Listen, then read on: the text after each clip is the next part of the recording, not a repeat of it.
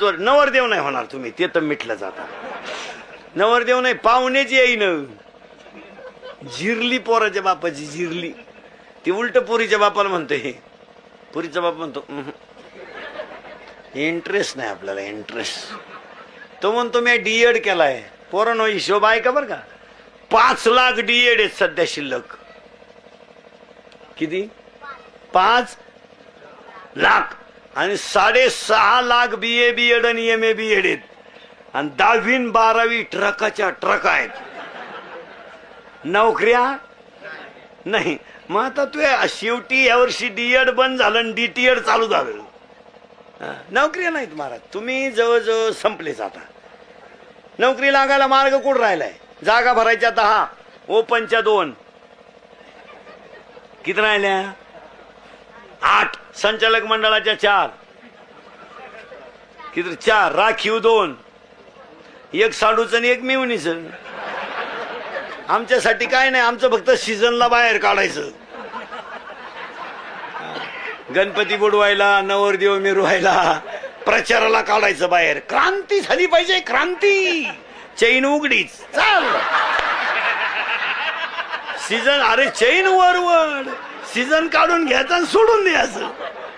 वेळ नाही. म्हणून आपल्या पोरांना सांगून ठेवतो, आपल्या पोरांना सांगतो तो, पोराओ अजून संधी गेली नाही, सावध व्हा. आणि मधल्या नोकऱ्याच करू नका.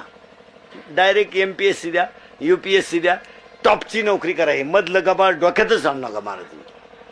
मी 10 वर्षापूर्वी म्हणत होतो, त्यातलं कोणतं वाक्य खोटं ठरलं सांगा. आणि आता सांगून ठेवतो, देवीदास कडलींच्या अभिष्ठाच्या त्यांना 2 वर्षात 5 गोष्टी घडणार आहेत.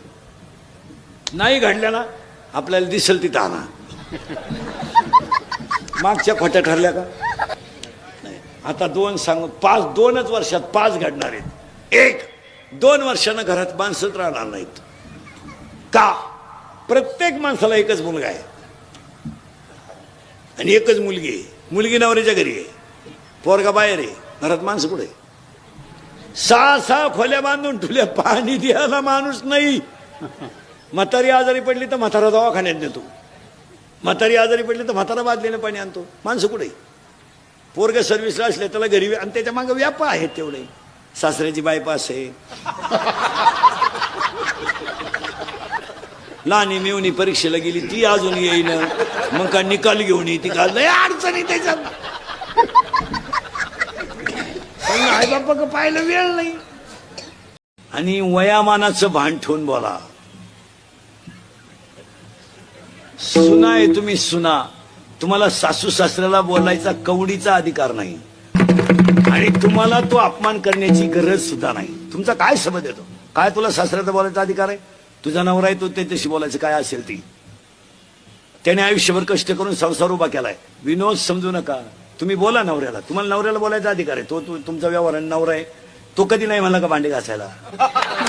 कधी नाही म्हणला का तुला? तुम्ही त्याला काय, अरे वाघासारखा गडी होता पण बिबट्या झाला. पण पाया पडून सांगतो, महिला मंडळ थोडस वाईट वाटेल, पण वयामानाने सासू सासऱ्याला बोलू नका. का? शेतकरी वर्ग गरिबी सहन करू शकतो, शेतकरी वर्ग उपाशी राहणं सहन करू शकतो. मुलाकोण आणि सुनबाईकोण झालेला अपमान तो सहन करू शकत नाही. काही पागल माणसं आहेत, अख्या रात जागत्यात आणि ऊन पडेपर्यंत झोपत आहे. तुम्हाला माहिती म्हणून सांगतो, सूर्य उदयानंतर जो माणूस उठेल त्याचं तोंड पाहू नये. तो सगळ्यात दरिद्री माणूस.